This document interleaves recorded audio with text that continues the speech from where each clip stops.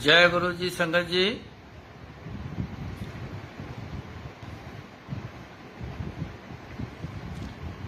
सिमर सिमर सिमर सुख पावो, कल कलेश तन माहे मिटावो।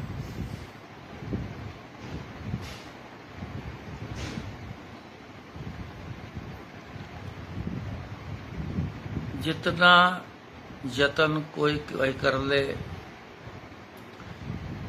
कोई बहुत सारे तरीके अपना ले, चाहे कुछ भी कर ले इंसान, बिना सिमरने से प्राप्ति नहीं होनी है। ये बड़ा जरूरी है सिमरना। ये कौन कहता है? ये वो कहते हैं जिन्होंने ये धरतियां, आकाश, जीव जंतु, जहां भी जिस धरती पर भी है, जिसने बहुत सा मंडल बनाए हैं, ये उनका कहना है। मतलब परमात्मा का कहना है। परमात्मा की जब बात करते हैं ना, कई बार ये परमात्मा वर्ड बहुत बार सुन चुके हैं। जब से पैदा हुए हैं परमात्मा परमात्मा ऐसे सुन चुके हैं। एक ऐसे आदी हो गए हैं कि ये कोई आम सी बात है, ये कोई नई बात नहीं है। लेकिन ये आम सी बात नहीं है, ये सबसे खास है। परमात्मा सबसे खास है। आज इस रूप में आया परमात्मा। गुरु जी कहते हैं, उनका आज नाम गुरु जी है। वो कहते हैं कि सिमर सिमर सिमर सुख पाओ, बिना सिमरन के सुख नहीं मिलेगा, कोई प्राप्ति नहीं होगी। कल कलेश तन माहे मिटाओ।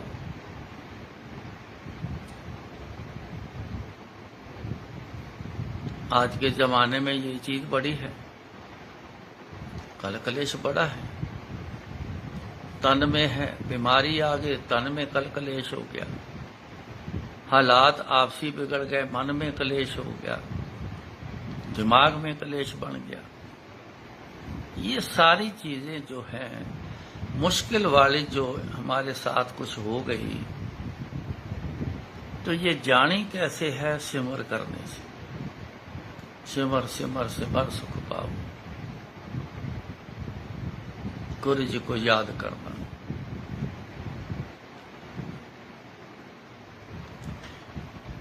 असलियत तो ये है जो गुरु जी ने कही है। एक बार नहीं, मैंने तो कई बार सुना है।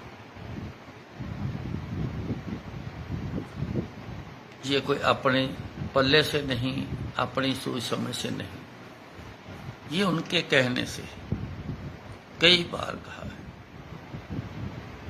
तुसी मैनू याद करो, मैं तुहाडे काम करांगा। याद की है? सिमरना।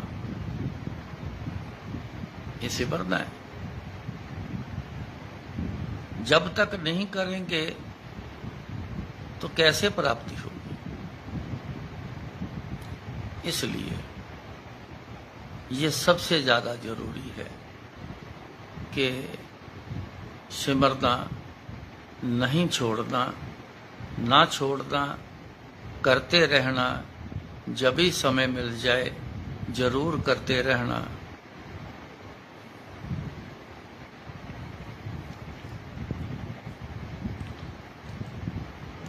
आज संगत कोई आई थी, जिक्र चला, दौलत का जिक्र चला कि सबसे बड़ी दौलत क्या है। ऐसी कौन सी दौलत है जो सबसे बड़ी है? सबसे बड़ी दौलत है गुरु जी की रहमत। ये सबसे ज्यादा बड़ी दौलत है। आम दुनियावी दौलत किसी एक हिस्से में काम आती है, बस उसके ज्यादा नहीं। गुरु जी की रहमत अगर हो जाए, ये दौलत आ जाए ना, तो ये हर हिस्से में काम करती है, हर हिस्से में काम करती है। जहां दुनियावी दौलत नहीं काम करती, वहां भी ये काम करती है। जहां दुनियावी दौलत काम करती है, ना हो तो भी ये रहमत ही काम करती है।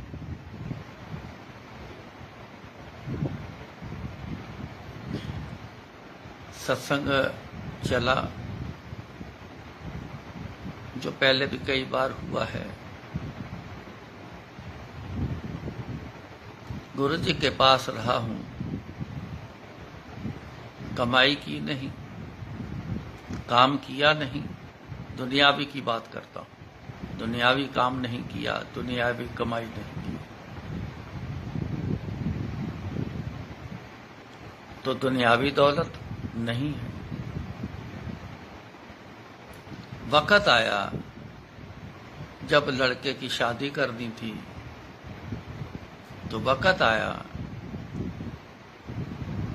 देख रेख गुरुजी ने कर दी, बोल दिया कि यहां पे कर दो, रिश्ता हो गया, सब कुछ हो गया। डेट भी गुरुजी ने तभी तय कर दी, कर दें विसाखी का ब्याह। वो भी दिन नजदीक आ गए, दिन रह गए 8, 10, 11 दिन रह गए। तो गुरु जी मेरे को छुट्टी दे रहे हैं, कहते जा जाके ब्याह कर मुंडे दा। दिल्ली थे गुरु जी, जा कहते मुंडे दा ब्याह कर जाके। मैं कहा गुरु जी काहदे नाल ब्याह करना है, कोल तो कुछ है नहीं, ब्याह काहदे नाल करना है गुरु जी।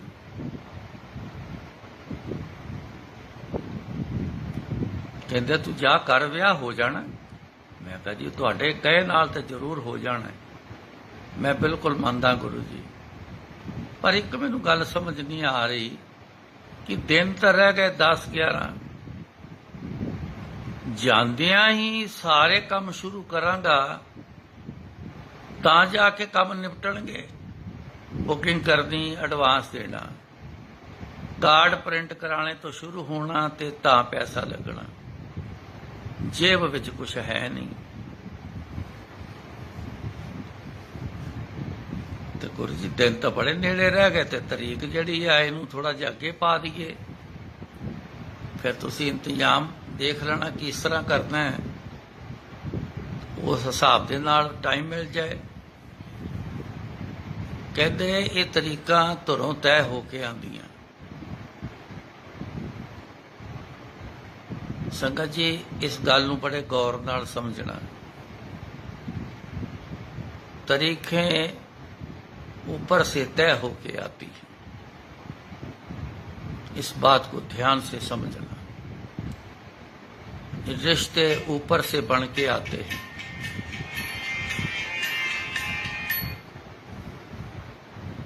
इस बात को भी समझना।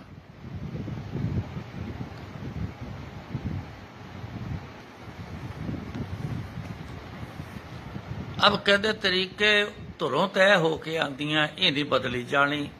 तू चाहे मैनू एक बारी कह दे तो चाहे मैनू 100 बारी कह दे, ये नहीं बदलियां जानियां।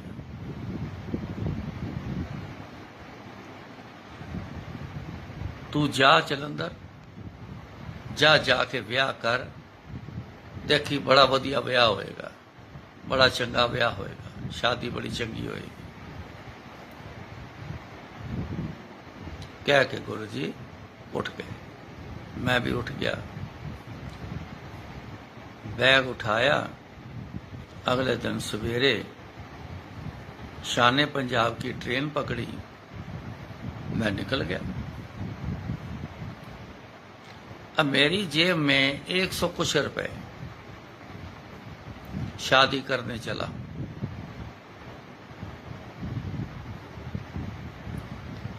$92 या $93 की टिकट ऑर्डिनरी आती थी दिल्ली से जलंधर। वो टिकट खरीदी, ट्रेन में बैठ गया तो जलंधर पहुंच गया। जब घर पहुंचा तो रह गए 47 रुपये, 47 रुपये।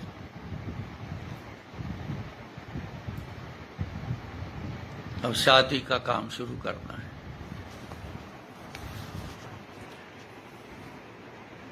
₹47 से शादी का काम शुरू हुआ। भेजा है जब गुरुजी ने, तो इंतजाम की बरकत, इंतजाम की ब्लेसिंग वो भी तो साथ करके भेजी, ऐसे तो भेजा नहीं। पूर्ण गुरु हैं, अधूरा गुरु हो तो डर लगे, पूर्ण गुरु जो कह देना तो डरना नहीं चाहिए। चले गए, शुरू हो गया जी, बैठ गए। शुरू कहां से हुआ? आराम से बैठ गए। मैंने रेलवे स्टेशन से फोन करके आंटी को बोल दिया कि मैं आ रहा हूं, तो शादी तय है, शादी करना है। तो चुपके से जाके बैठ गए, कोई बातचीत ना करे, कैसे करना है, पैसे कोल नहीं। सबसे पहले कार्ड प्रिंट होने हैं, कैसे शादी होगी। चुपके से सारे बैठे, कोई बातचीत नहीं कर रहा।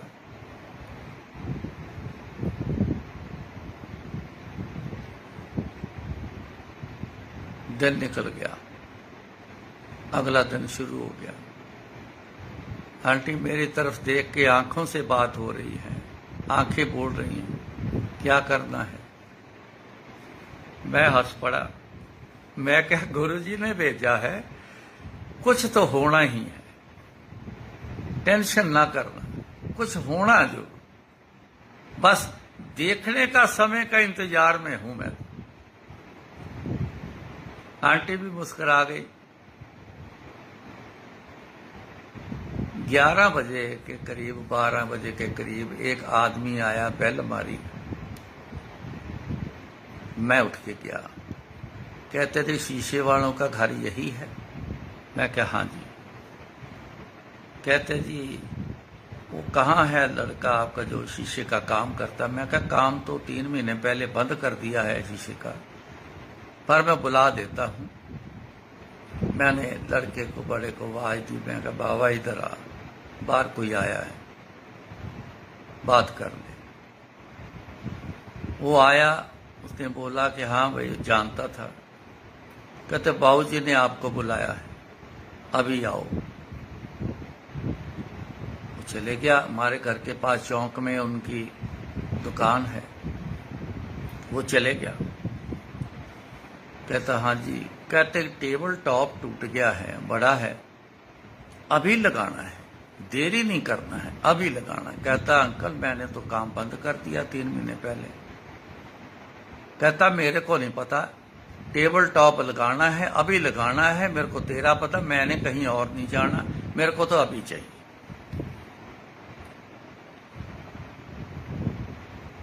उसने दिमाग से सोचा क्या करूं। चलो, उसने बोला जो हमारे लिंक के हैं मैं उनसे पूछता हूं कि इस साइज का अगर कोई गिलास तैयार होगा तो एड्रेस दे के मंगवा लेता हूं। चलो जानकार हैं, बड़े अच्छे, प्रेम प्यार है। उसने फोन किया कि किसी को कि इस साइज का आधे इंची मोटा गिलास चाहिए, ग्राइंड किया हुआ चाहिए, तैयार रेडी पड़ा है। उसने बोला होल्ड कर, मैं चेक करता हूं। उन्होंने चेक किया तो उनके पास पड़ा था। उसने बोला कि ये एड्रेस है, इस एड्रेस पे भेज दो और बताओ इसकी प्राइस क्या लोगे। उन्होंने प्राइस बता दी। उन्होंने बोला जी कि भेज दो। उसने वो भेज दिया। थोड़ी देर में जब वो आया तो उसको फोन आ गया कि वो रिक्शे वाला चल पड़ा है, तो वहां पहुंच गया। जब आया तो उठा के तो टेबल टॉप पे रख दिया। उसने बोला बाबा कितने पैसे हैं इसके? तो उसने बोला अंकल मेरी शादी है 8-10 दिन तक, मैंने कार्ड प्रिंट कराने के लिए आपके पास आना था, कहता अरे कमाल है, इतने दिन रह गए तो कार्ड ही नहीं प्रिंट कराए? कहता नहीं, आज कराने हैं। कहता मैटर दे, ये तो अपना काम है, मैटर दे। मेरे को उसने फोन करके बुलाया, मैं आ गया तो मैटर वगैरह सारा सेटल कर दिया, डिजाइन सेटल कर दिया। तो मैंने बोला कि भाई साहब ये शाम तक प्रिंट करा के दो। कहता शाम तक नहीं होने, कल सवेरे 12-1 बजे तक ले लेना। मैं कहा 12-1 तो देरी हो जानी है, सुबह आते ही देख लो। कहते 12-1 में 10 में क्या फर्क नहीं पड़ता है, आप कोशिश करूंगा 10 बजे के बाद दे देता। अगले दिन कार्ड प्रिंट हो गए, कार्ड आ गए। तो मेरी आंटी कह रही है कि कार्ड बांटने हैं, इनके साथ कुछ देना होता है, कोई एक बॉक्स खाने पीने स्वीट्स का हो या किसी भी चीज का हो, होता है साथ में, उसका क्या करना है? मैं क्या, देखो कार्ड प्रिंट हो गए ना, गुरु की कृपा यहाँ से शुरू हुई है, कार्ड प्रिंट हो गए ना, तो अगर खाली नहीं जाने हैं, किसी बॉक्स के साथ जाने हैं, तो मैं क्या, गुरु जी की ये मर्जी है, तो उसका प्रबंध भी हो जाएगा। इतने में दोपहर का खाना खाने के लिए हम तैयारी कर रहे हैं, खाना खाने के, इतने में मेरा ब्रदर आ गया। ब्रदर आ गया, चलो खाना खाया, इकट्ठे बैठे बातचीत करते रहे। तो मेरे से पूछता है कि शादी की तैयारी हो रही है? मैं कहा हाँ जी हो रही है जी, हाँ जी हो रही। जब वो जाने लगा तो उसने एक एनवेल्प मेरे हाथ में दिया। मैं कहा ये क्या है? कहता ये सगन है शादी का। मैं कहा सगन ऐसी अकेले तू थोड़ी देगा, तेरी घर वाली तेरे साथ होती, बच्चे साथ, आप इकट्ठे जब शादी पे आओगे, मैं आपको इनवाइट करूंगा पहले, फिर आप शादी पे आओगे, तो उस समय पे ये सगन देना बनता है कि आज तू अकेला आया है, किस काम से आया, तू मेरे को पकड़ा है। कहता कोई जरूरत नहीं है, हम फैमिली ही समझो, ये बस पकड़ो, मैं किसी के सामने कुछ नहीं करना चाहता, ये घर का मामला है, तो मेरा और आपका आपस में है। वो दे के चला गया। फिर वापस आया तो मेरे को कहने लगा ज्वेलरी का काम हो गया है? मैं कहा नहीं, आजकल तो रेडीमेड का रिवाज है, पहले ला के रखना, अब अपनी इज्जत भी बनानी है। तो मैं कहा पहले ला के रखना, रखवाली करना, 2 दिन पहले ले आएंगे। उसने बोला कि मैं आपको एक सजेशन देता हूं। मैं कहा बताओ। कहता आप लुधियाना से क्यों नहीं लेते? मैं कहा वहां कौन सी खास बात है? कहता मैंने ना बहुत सारा पैसा किसी से लेना है, वो ज्वेलरी शॉप है उसकी, वो मेरे पैसे नहीं दे रहा है, तो क्यों ना हम वहां से ज्वेलरी ले लेते हैं, पैसा निकल आएगा।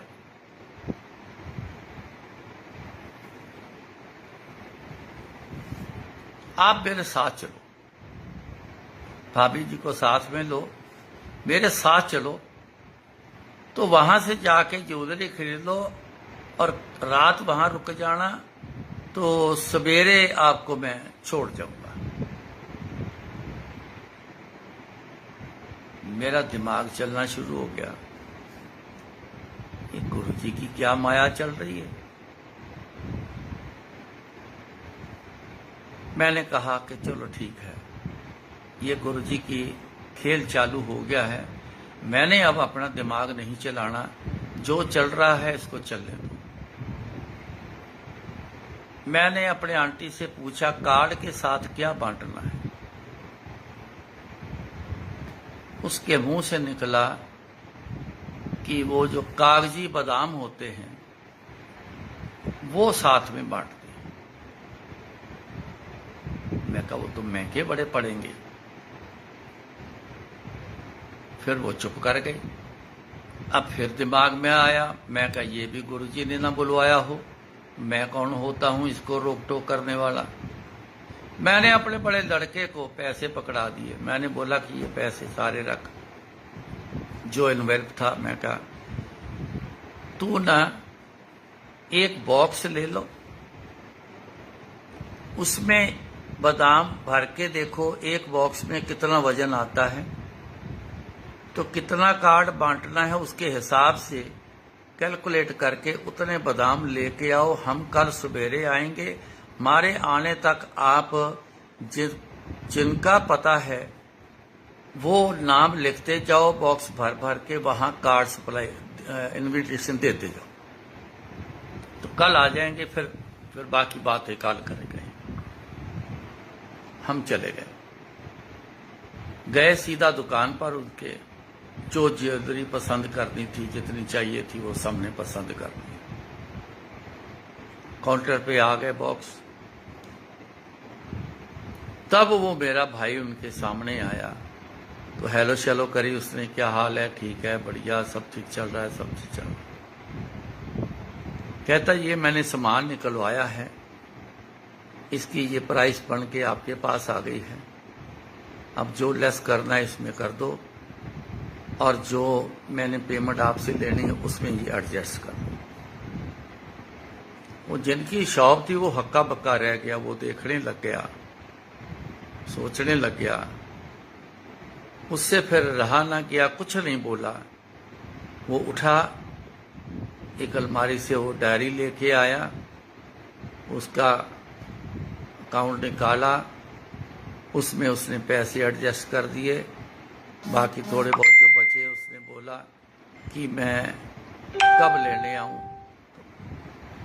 उन्होंने कहा कि नेक्स्ट मंथ हम बात करेंगे इसके बारे में। हम वो ज्वेलरी लेके घर पहुंच जाए, सवेरे घर पहुंचाए। दूसरा काम ये हो गया, बड़ा काम था ज्वेलरी का, वो हो गया। मैंने बोला कि कितने पैसे बने हैं, इसके भाई से पूछा। वो कहने लगा शादी के बाद बात करेंगे, अभी नहीं करो। हमें छोड़ गया। मेरी आंटी ने कहा कि पहली शादी है, मायके में जाके इनवाइट करना होता है। तो उसके मायके ऋषिकेश। मैं कहा 2 दिन तो वहां लग जाने हैं आने जाने के, दिन तो बहुत कम बचे हैं, बहुत सारा काम पड़ा है, बुकिंग पड़ी है। कहते बुकिंग वगैरह कर लो, फिर निकल जाते हैं, जाना जरूरी है, मेरी भी इज्जत का सवाल है।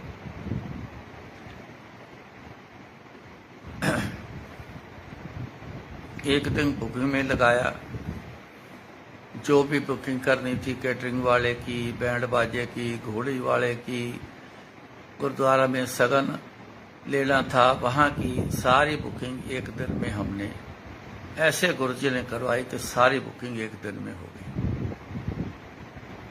एडवांस सबको दिया।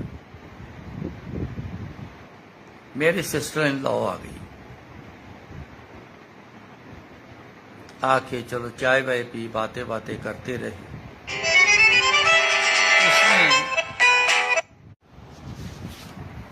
एक एनवेलप उसने टिका दिया, कहती जी ये शादी का सगन है, मैं आज ही आपको देना चाहती हूं, कि मैं आज ही सगन देना चाहती हूं। मैं क्या आज क्यों? कहती पता नहीं, मेरा मन कहता है। घर बैठी थी कि जो सगन देना है शादी का वो आज ही दे के आना है। तो मैं तैयार हो गई, तो हस्बैंड को बोला कि मैं निकल रही हूं, आप जहां भी हो वहां से वहां पे आ जाना। वो भी आ गया। तो उन्होंने वो एक एनवेलप उन्होंने टिका दिया। अभी इतना हो ही रहा था तो दूसरी मेरी सिस्टर इन लॉ, वो आपस में बात हुई होगी कि मैं तो सगन आज ही देने जा रहे हो, कहते हो तूने देना तो मैं भी दे देती हूँ जाके। वो भी आ गई, उसने भी आके एनवेलप टिका दिया। अब गुरुजी की लीला देखो कैसे चलनी शुरू हुई।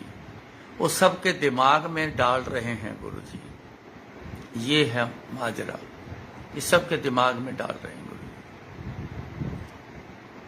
खरीदा फरोशी शुरू हो गई।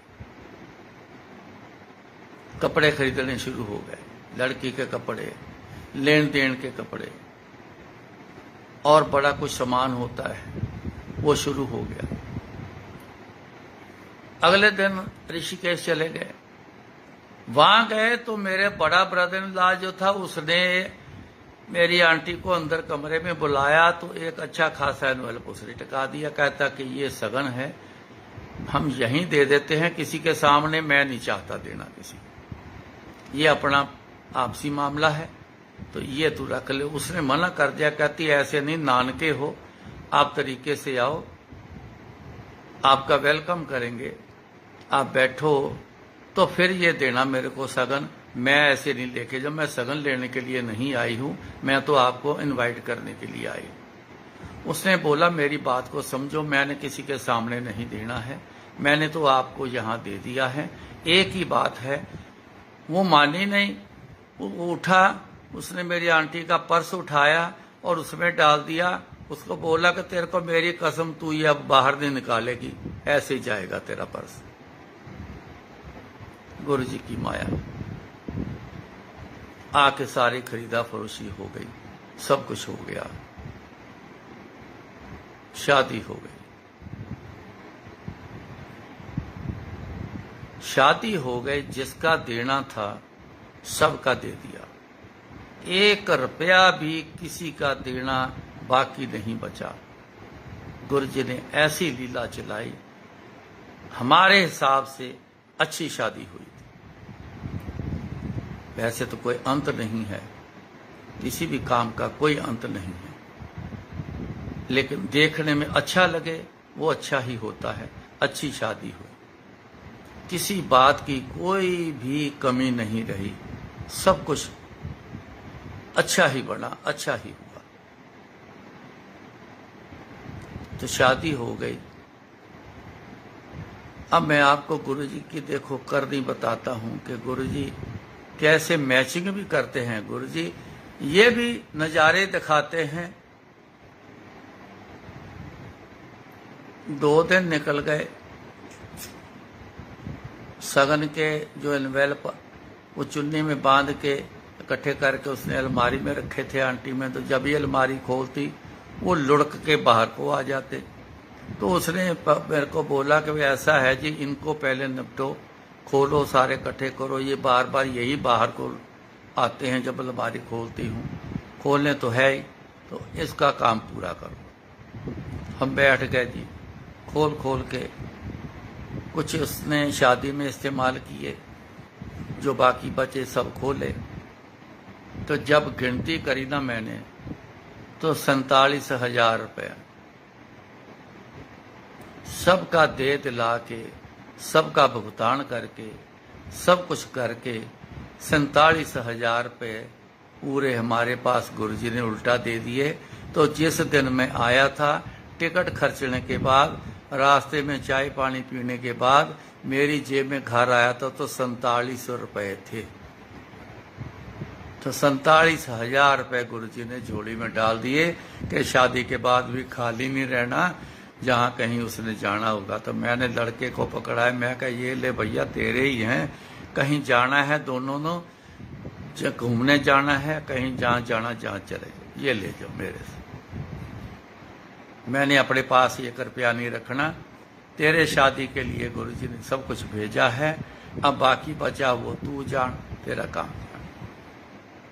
अब मेरा काम खत्म हो गया, मैं चला दिल्ली अपनी ड्यूटी पे, अपनी सेवा में मैं चला दिल्ली। सो संगत जी, बात चली थी दौलत के बारे में। दुनियावी दौलत की भी जरूरत है, लेकिन जितनी जरूरत है उतनी,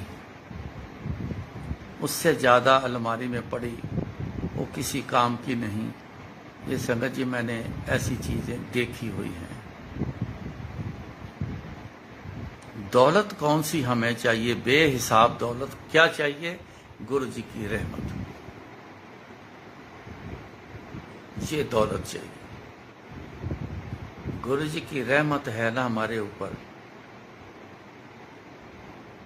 तो किसी बात की कोई कमी नहीं। सब कुछ आपके आगे ऐसे आती हैं चीजें कि जैसे कोई ला के रख के जाता है।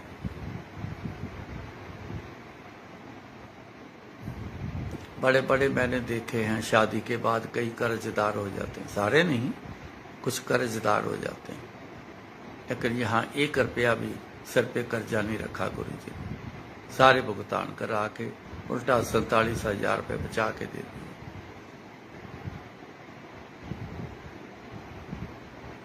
ये दौलत की कमाई करनी चाहिए, साथ में दुनियावी दौलत भी जरूर कमाए इंसान, खूब कमाओ,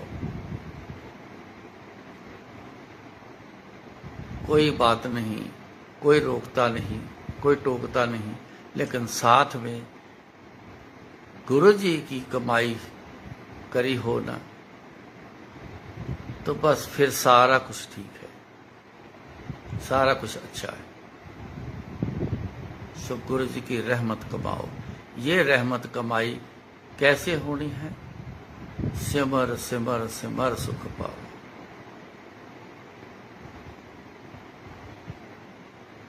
कोई टेंशन नहीं, मेरे को कोई टेंशन नहीं थी। जिन्होंने भेजा कि जा कर शादी बड़ी वधिया होएगी, तो फिर चिंता तो मैंने तो करनी नहीं। क्यों करूं जब गुरु जी के बोल ऐसे हैं? तो गुरु जी का बोल जो बोला गया वो पत्थर पर लकीर है, वो मिटता नहीं। जो बोला है वही होता है, तो फिर कमी किस बात की? तो रहमत कमाई सिमरने से होनी है, सेवा से होनी है, और कोई दुनिया में तरीका नहीं है। सेवा करो, सेवा से सिमरन पैदा होता है। सेवा इसलिए बनी है, सेवा से सिमरन पैदा होता है, फिर सिमरने से गुरु मिलता है।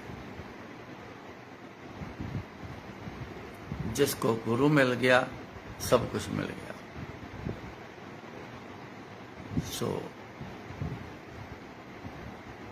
कल गुरु पूर्णिमा है, कल फिर मैं गुरु जी कृपा करे कि जो कल बुलवाएंगे बोलेंगे, तो कल